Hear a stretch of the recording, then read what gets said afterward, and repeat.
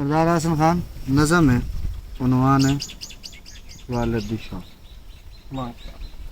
मेरा बाबा मेरे कोलू तेरे एहसान नहीं लाने, क्या बात, क्या बात। मेरा बाबा मेरे कोलू तेरे एहसान नहीं लाने, तेरे वांगू मेरे नखरे किसे भी हो नहीं साने।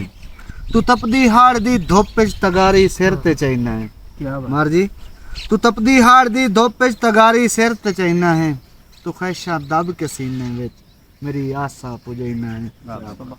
तू रुखी सुखी रोटी ते शुक्र करदा ते खा लेना है, मगर जेड़ी मैं गल पुछदा तो मैथों ओ लुका लेना। क्या बात, क्या बात।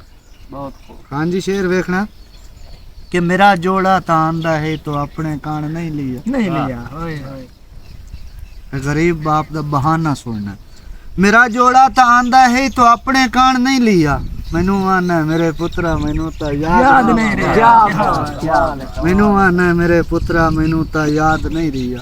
तू पत्थर पेट ते बन के असानू राज खवैना है, क्या बात। तू पत्थर पेट ते बन के असानू राज खवैना है, गिरा कढ़ के तू अपने च साडे मुंह च पैना। क्या बात, क्या बात।